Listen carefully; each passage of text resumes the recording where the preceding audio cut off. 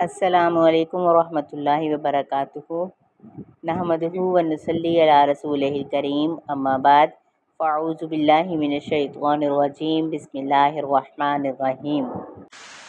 اب پھر ہم آ جاتے ہیں ما ظہر منہا، جو ظاہر ہو جائے اس میں سے۔ اب مثلاً عورت کی چال ہے، باوقار انداز میں بھی چل رہی ہے اور کسی دور بیٹھے آدمی کو ٹکٹکی باندھ کے دیکھ رہا ہے اور اس کو اٹریکشن ہو رہی ہے، تب عورت بیچاری کیا کرے؟ اس کو تو چلنا ہے، کام کرنا ہے۔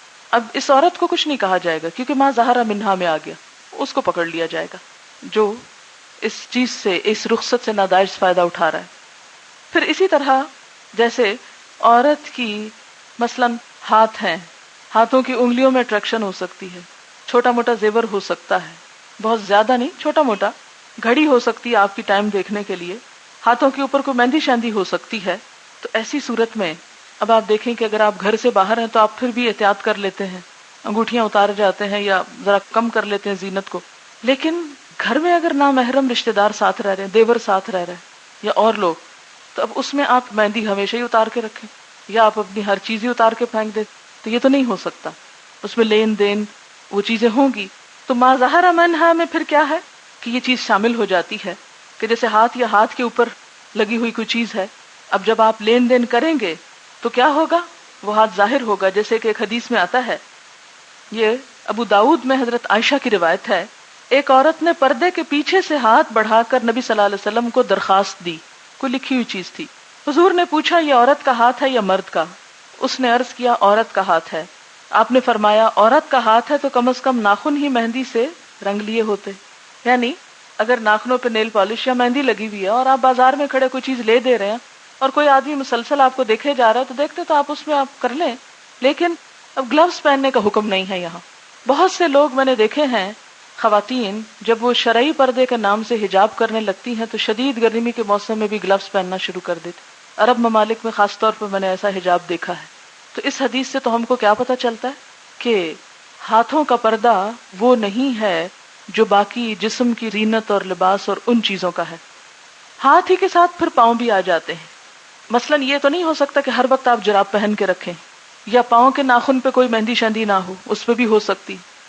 بعض اوقات جوتا بالکل تو آپ ایسا ننگا نہ لیں کہ آپ کے سارے پاؤں جو ہیں وہ نظر آ رہے ہوں، کیونکہ حضرت ام سلمہ کی ایک حدیث سے یہ پتہ چلتا ہے کہ آپ نے عورت کو جو جلباب ہے اسے مزید لمبے سے لمبا کرنے کا حکم دیا تاکہ پاؤں کا کچھ حصہ بھی اس میں آ جائے۔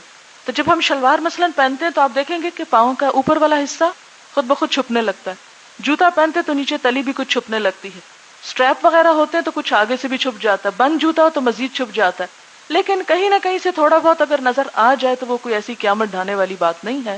وہ ہاتھوں کے ساتھ پاؤں بھی اس میں شامل ہو جاتے ہیں۔ اللہ نے عورت کو ایسی اذیت میں نہیں ڈالا کہ وہ لازماً جراب پہن کے نکلے۔ ہاں یہ احتیاط کر لے کہ جو بہت فینسی جوتے ہوتے ہیں جیسے گولڈن کلر کے ہیں یا اور مختلف کلرز کے ہیں تو وہ پہن کے بازار نہ جائے۔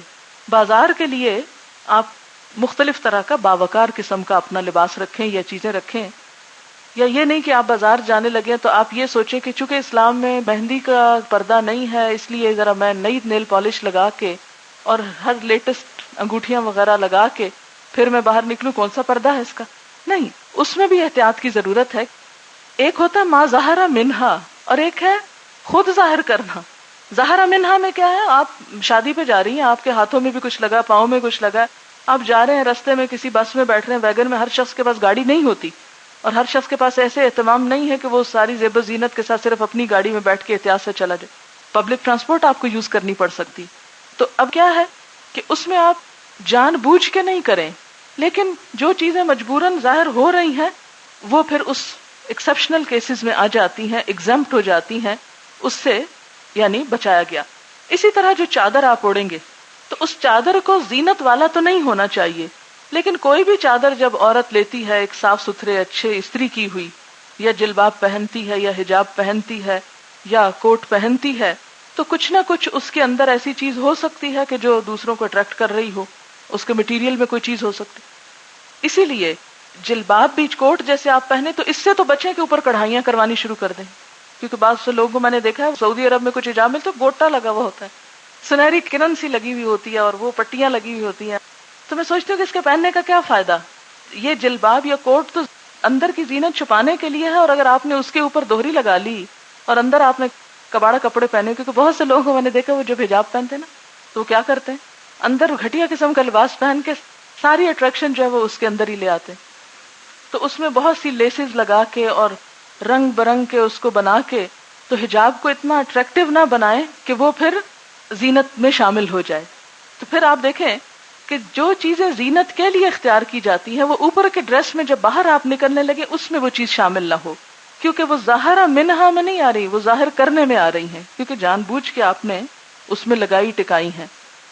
پھر اسی طرح آپ دیکھیں ما ظاہرہ منہا میں یہ چیز بھی آ جاتی ہے کہ غیر شعوری طور پر چادر اڑ گئی آپ کی یا کوئی اور چیز کھل گئی آپ کی. جیسے آپ چادر پہن کے جا رہے ہیں، ایک دم ہوا آئی اور کیا ہوا، چادر کھل گئی اور اس کے نیچے سے آپ کے بال یا آپ کی دوسری چیزیں ننگی ہو گئی. اچھا اس میں بھی آپ دیکھیں کہ کچھ لوگ اس طرح کا حجاب لیتے ہیں کہ ہر تھوڑی دیر بس سکارف نیچے ڈلک جاتا ہے، پھر وہ اوپر کر رہے تو پھر سارا وقت بیٹھ کے اوپر نیچے ہو رہا ہوتا ہے. تو یہ تو اس میں نہیں آتا. اللہ نے آپ کو عقل دی، عقل استعمال کریں اور ٹک کے اس طرح کریں کہ وہ نہ نکلے. لیکن کچھ جگہوں پہ ہوائیں اتنی تیز چلتی ہیں، مثلا گلاسکو میں 2 ریورز ہیں، تو یونیورسٹی کے راستے میں ریور آتا ہے، میرا خیال ہے اسٹریتھ کلائڈ آتا ہے، اس کے پل کے اوپر سے جب گزرے خاص طور پر تو بڑی تیز ہوا محسوس ہوتی. باقی جگہوں پہ تو عمارتیں وغیرہ ہوتی ہیں نا تو ہوا تیز بھی ہو تو اتنا افیکٹ نہیں کرتی. اب اس پل کے اوپر سے خاص طور پر گزرتے وقت یہ شر شر ہوا چلتی تھی. تو جب ہمیں پتا ہے کہ ہم ایسی جگہ پر جا رہے ہیں یا ایسی جگہوں پر، تو یہ جو میں نے اپنا یہ حجاب خود سے یہ اوپر کا سکارف سیا ہوا نا، اس کو اندر سے میں نے یہاں سے سیا ہوا، یہ میں نے وہیں شروع کیا تھا سینا، کیونکہ وہاں پر بہت تیز ہوائیں بعض اتنی شدید ہوتی ہے کہ اتنی خوفناک آوازیں آتی ہیں، اور انسان کسی بھی صورت میں آپ کچھ بھی پہن لیں، چادر پہن لیں، حجاب پہن لیں، وہ اڑے بغیر رہ ہی نہیں سکتا.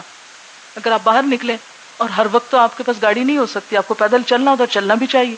تو پھر اس کا میں نے حل یہی سوچا تھا کہ آگے سے بھی اس کو سی لیا جائے اور اس کو کوٹ کے اندر کچھ کر لیا جائے تاکہ وہ اڑ نہ سکے، کیونکہ ہاتھ میں اگر آپ نے بکس پکڑی ہوئی ہیں، سامان پکڑا ہوا ہے، تو آپ ہر وقت حجاب سنبھالیں گے، کتابیں سنبھالیں گے تو مشکل پڑتی. تو ایسی صورتحال میں پھر کچھ اور احتیاط بھی ضروری ہے. پھر اسی طرح یہ ہے کہ جیسے آنکھیں اگرچہ اٹریکشن کی چیز ہے، لیکن اگر آپ آنکھوں کے اوپر کوئی چیز ڈال لیں گے تو آپ راستے نہیں دیکھ سکتے. اگر آپ دکان سے کچھ خرید رہے ہیں تو آپ کلر ہی پہچان نہیں سکتے. مثلا آپ کے بال اگر ڈھکے ہوئے ہیں، ننگے نہیں ہو رہے، تو آپ کو کوئی کام کرنے میں کوئی دشواری نہیں، ٹھیک ہے نا. ڈھکے بالوں سے آپ خریداری بھی کر سکتے ہیں، واک بھی کر سکتے ہیں، سب کچھ کر سکتے ہیں، لیکن ڈھکی آنکھوں سے یہ سب کام نہیں ہو سکتے. لہٰذا بہت سارے لوگ یہ اعتراض کرتے ہیں جی آنکھیں تو بالوں سے بھی زیادہ اٹریکٹیو ہے. اگر جو سروے میں دونوں کو برابر ہی قرار دیا گیا ہے تو اس میں آپ دیکھیں کہ اسلام کی سہولت کہ وہ چیز جو ہے اس کے بغیر گزارا ہو جاتا ہے، لیکن آنکھوں سے آپ کو کام لے کر، مثلا اگر آپ اسٹوڈنٹ ہیں، کچھ پڑھ رہے ہیں، تو آپ یہ نہیں کر سکتے کہ اپنی آنکھوں کے اوپر کچھ ڈال لیں اور پھر آپ یہ سب کچھ کر لیں. پھر اسی طرح ہم دیکھتے ہیں کہ حضرت عبداللہ بن عباس سے، یہ میرا فتویٰ ہرگز نہیں ہے، میں نے بھی حضرت عبداللہ بن عباس ہی کے مشورے پر عمل کیا گیا. آپ سے جب یہ پوچھا گیا یدنین علیہن من جلابیبہن کہ اپنے اوپر سے کیا لٹکائیں، تو انہوں نے چادر اٹھائی اور اس طرح اوڑھ کے دکھائی کہ سب کچھ چھپ گیا، بس آنکھیں کھلی ہوئی تھی. تو اس سے کیا پتہ چلتا ہے کہ ما ظہر منہا میں آ جاتی ہیں آنکھیں، ہاں اٹریکٹیو بھی ہیں، لیکن پھر اس سے بچیں کہ بہت لال پیلے رنگ لگا کے بہت زیادہ پھر ان کو اس طرح نہ بنائیں کہ وہ سارے جسم میں پوری کمی پوری کر دیں ہر دوسری زینت کی.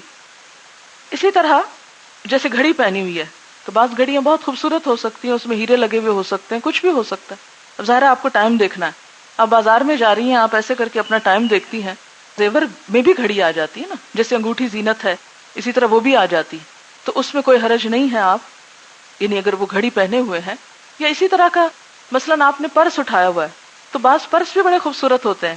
اب آپ پھولوں کا گلدستہ لے کے تو نہ چلیں بازار میں، لیکن پرس تو آپ کی ضرورت ہے، اور ایک صاف ستھرا معقول قسم کا پرس اگر آپ لے کے جا رہے ہیں، تھوڑی اس کے اندر بھی زینت ہے، تو ما ظہر منہا میں وہ چیز آ جائے گی. بعض اوقات یہ ہے کہ آپ کا بچہ بہت خوبصورت ہے اور آپ نے اس کو اٹھایا ہوا ہے، تو ہر چلنے والا اس کو دیکھ رہا ہے اور گیس کر رہا ہے جس کا بچہ ہے وہ بھی اندر ایسی ہی ہوگی، تو یہ بھی ما ظہر منہا میں ہے. اللہ نے آپ کو چھپنے کا حکم دیا، بچے کے لیے تو حکم نہیں ہے. ایکچولی یہ مجھے اس کا اتفاق اس لیے ہوا کہ میری جو چھوٹی بہن تھی، سب سے چھوٹی بہن، بہت خوبصورت تھی بچپن میں، انتہائی کیوٹ. تو اس وقت میں میٹرک میں فرسٹ ایئر میں تھی، تو بعض اوقات ایسا ہوتا تھا کہ جیسے گھر سے باہر جانا ہوتا تو ہم اس کو ساتھ لے جاتے. تو کبھی ٹانگے پہ بیٹھے ہوئے ہیں یا کسی رکشے میں بیٹھے ہوئے ہیں اور اس کو گود میں لیا ہوا ہے، تو ہر آدمی گھور گھور کے دیکھ کے جاتا تھا.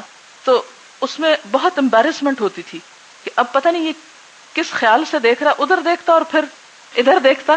تو اس میں یہ ہے کہ اب یہ ما ظہر منہا میں چیز آ گئی. اچھا، پھر اس کے علاوہ کوئی اور آپ کے ذہن میں ہو سکتی ہے بات ما ظہر منہا میں، تو آپ خود بھی سوچ سکتے ہیں.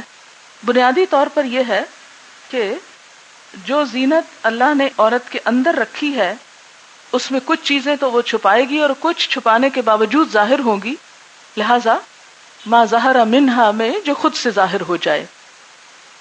وَلْيَضْرِبْنَ، اور خصوصی طور پر ڈالے رکھیں، بِخُمُرِهِنَّ، خمر جمع ہے خمار کی. خمار خمر سے ہے، پیچھے پڑ چکے نا لفظ خمر. خمر کا کیا معنی ہے؟ الخمر ما خامر العقل، خمر وہ ہے جو عقل کو ڈھانپ لے. خمار ڈھانپ لینے والی چیز کو کہتے ہیں، چھپا لینے والی چیز. وَلْيَضْرِبْنَ بِخُمُرِهِنَّ، چاہیے کہ اپنے خمار. اب آپ دیکھیں کہ جب ہم لغت میں دیکھتے ہیں تو خمار سے مراد کیا ملتا ہے؟ لغوی مطلب وہ چیز جس کے ذریعے کوئی چیز چھپ جائے. خمار وہ چیز جس کے ذریعے کوئی دوسری چیز چھپ جائے. یہ خمار ہے جس سے یہ ڈھک گیا.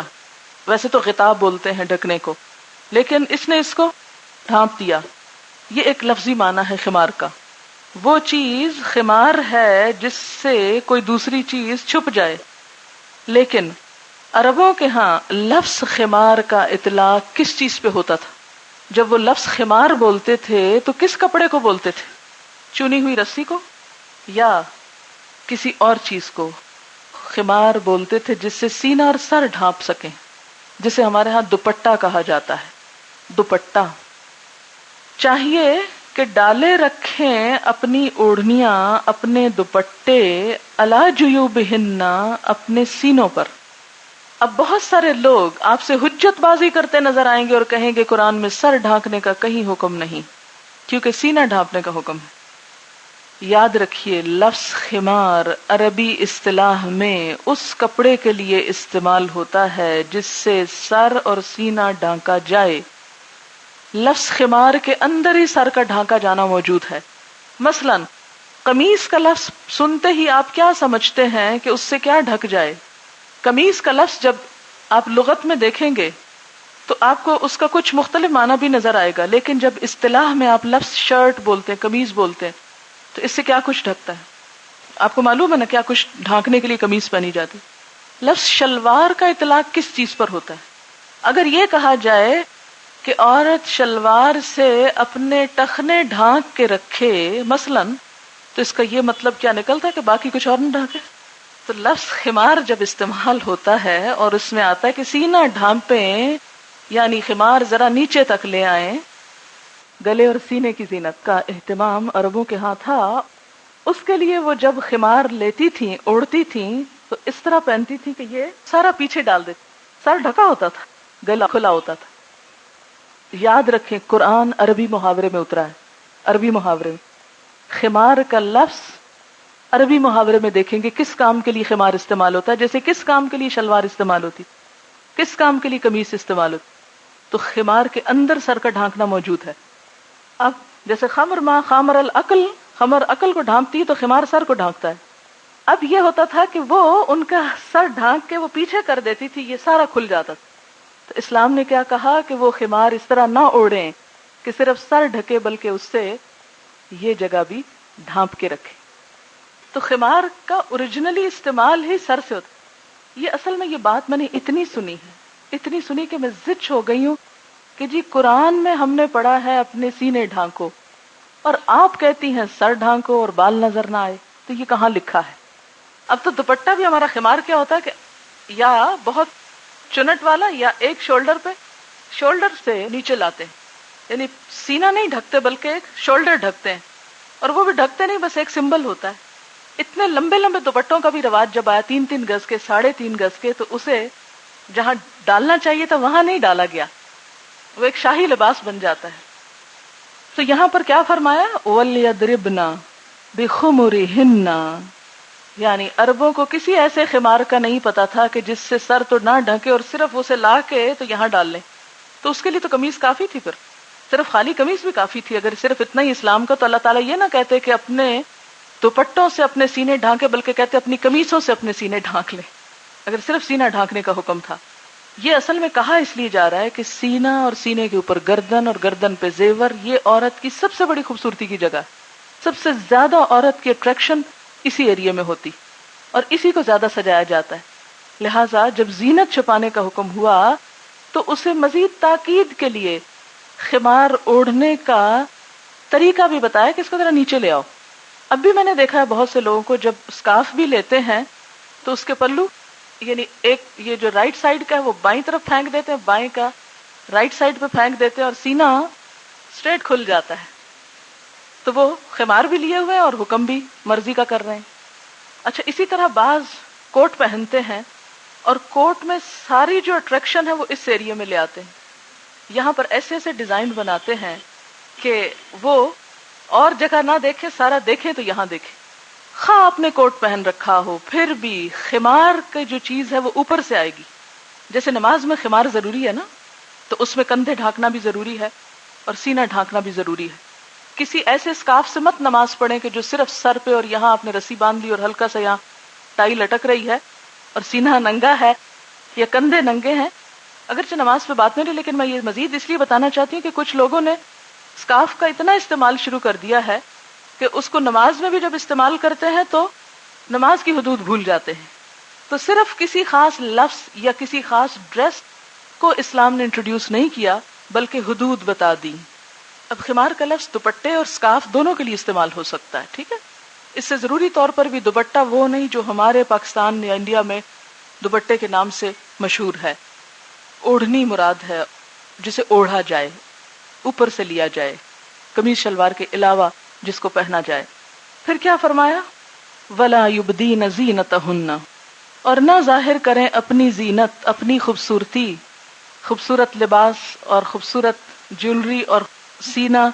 اور پھر آپ دیکھیں کہ سینے کی خوبصورتی کے لیے جو ڈھنگ اختیار کیے جاتے ہیں، آپ جائیں کسی بھی ایسی دکان پر جہاں سے سینے کی خوبصورتی کے ڈریسز آپ کو ملتے ہیں، تو اس میں جس طرح کے کٹس استعمال ہوتے ہیں، جو شیپس دی ہوئی ہوتی ہیں، وہ بھی ایک الگ دنیا ہے۔ جیسے وہ ایکسٹرا بال لگانے سے یا پلکیں جوڑنے سے منع کیا گیا ہے، تو انسانی ذہن نے اتنی ترقی کی کہ اور چیزیں بھی جوڑنا شروع کر دی، تو اسی حکم میں یہ چیز بھی آ جائے گی۔ ماؤتھ کے اٹریکشن کے اوپر بھی وہ سروے ہوا کہ ہونٹ اور ماؤتھ اور ایون ٹیتھ عورت خود باہر نکل سکتی ہے، خواہ وہ ساری زینت ہے۔ تو آئز کا حضرت عبداللہ بن عباس کی وہ جو روایت ہے، انشاءاللہ سورۃ الاحزاب میں اس کی مزید اس پہ بات کروں گی، کیونکہ حجاب کا حکم وہاں بیسیکلی آتا ہے۔ تو اس میں یہ ہے کہ وہ ما ظہر منہا میں آ جاتی ہیں، لیکن باقی چیزیں جو ہیں، مثلا گردن ہے یا کان ہے، اب کان آپ نکال رہے ہیں باہر، بہت سے اسکارفس میں نے ایسے بھی لوگوں کو پہنے ہوئے دیکھا ہے، خصوصاً ایجپٹ میں، وہ اس طرح پیچھے کو رول کرتے کہ پورے کانوں میں جو کچھ پہنا ہے اور کانوں کی اپنی شیپ وہ ساری نظر آتی ہے، اور آپ حجاب بھی پہنے ہوئے ہیں۔ آگے چلتے ہیں، اب رشتے آ جاتے ہیں کہ کن کے سامنے آپ اپنے خوبصورت ڈریس میں یا بال کھول کے تھوڑے آ سکتے ہیں۔ وَلَا يُبْدِينَ زِينَتَهُنَّ۔ اچھا، اب آپ دیکھیں کہ یہ بات پھر آ گئی ایک ہی آیت میں 2 دفعہ، وَلَا يُبْدِينَ زِينَتَهُنَّ، پھر فرمایا وَلَا يُبْدِينَ زِينَتَهُنَّ، اور نہ ظاہر کریں اپنی زینت اور نہ کھولیں اپنی زینت الا مگر لِبُعُولَتِهِنَّ، اپنے شوہروں کے سامنے۔ بعول کا لفظ بعل کی جمع ہے، بعل شوہر، اور پہلے بھی جیسے میں نے واضح کیا کہ شوہر جو ہیں ان کے سامنے پوری زینت کھولی جا سکتی ہے۔ اور پھر اس کے بعد او آبائہن، آبا کا لفظ جو ہے صرف اپنے باپ کے لیے نہیں بلکہ دادا، پردادا، نانا، پرنانا کے اوپر بھی آ جاتا ہے۔ پھر اس کے بعد آبائہن او آبائے بعولتہن، یا شوہروں کے باپ یعنی سسر۔ پھر اسی طرح او ابنائہن، اپنے بیٹے، اور بیٹوں میں پوتے، پرپوتے، نواسے، پرنواسے، سگے، ستیلے سب شامل ہیں۔ او ابنائے بعولتہن، یا شوہروں کے بیٹے، یعنی شوہر کی کسی اور عورت سے شادی تھی، اس کے جو بیٹے ہیں، اگر اس نے آپ دوسری عورت سے شادی کی تو پھر کیا ہوا، وہ بیٹے اگر اسی گھر میں رہ رہے ہیں تو وہ بھی محرم ہو جائیں گے۔ او اخوانہن یا اپنے بھائی، مراد ہیں سگے اور سوتیلے، ماں جائے بھائی یا باپ جائے بھائی، سب شامل ہیں اس میں. او بنی اخوانہن یا بھائیوں کے بیٹے، بھائیوں کے بیٹے میں بھی بھتیجے سگے ستیلے دونوں آ جائیں گے، اور اس میں بھی ان کے پوتے اور نواسے، اور یعنی بھائی کا پوتا ہے یا نواسا ہے وہ بھی سب شامل ہو جائیں گے. او بنی اخواتہن یا بہنوں کے بیٹے جن کو بھانجے کہتے ہیں آپ.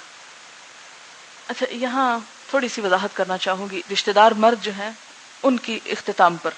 تو یہاں قرآن کی روح سے تو یہ رشتے پتہ چلتے ہیں. سگے چچا اور ماموں جو ہیں وہ حدیث کی روح سے ہمیں پتہ چلتا ہے، کیونکہ نبی صلی اللہ علیہ وسلم نے رضائی چچا اور ماموں سے بھی پردہ کرنے کی حضرت عائشہ کو اجازت نہ دی. دودھ شریک چچا اور دودھ شریک ماموں بھی اسی میں آ جاتے ہیں. تو اگر دودھ شریک چچا اور ماموں آتے ہیں تو اپنے سگے چچا اور ماموں تو خود بخود آ گئے. اس لیے اگر کوئی ڈائریکٹ حدیث نہیں بھی تو انڈائریکٹلی یہ موجود ہے. پتہ نہیں اب میرا دل چاہ رہا ہے میں بس کر دوں. آئی ڈونٹ نو وائی، یہ اللہ کی طرف سے میرا دل بار بار یہ کہہ رہا ہے بس کر دوں. میرا خیال ہے بس کر دوں، کیونکہ میں نے ہمیشہ دیکھا ہے کہ قرآن کا جہاں آ کے میرا اندر سے کوئی چیز روک دیتی ہے مجھے اگلے دن کرنے میں زیادہ فائدہ ہوتا ہے. وہ یوں لگتا ہے کہ جیسے شاید اللہ نے کسی اور کو یہ بات سنوانی ہے جو یہاں موجود نہیں، اور اللہ تعالیٰ اس کے لیے ہم کو روک رہا ہے. یہ خدا ہی بہتر حکمت جانتا ہے، لیکن کافی ہے. وآخر دعوانا ان الحمد للہ رب العالمین. سبحانک اللہم و بحمدک نشہد ان لا الہ الا انت نستغفرک ونتوب الیک. والسلام علیکم ورحمۃ اللہ وبرکاتہ.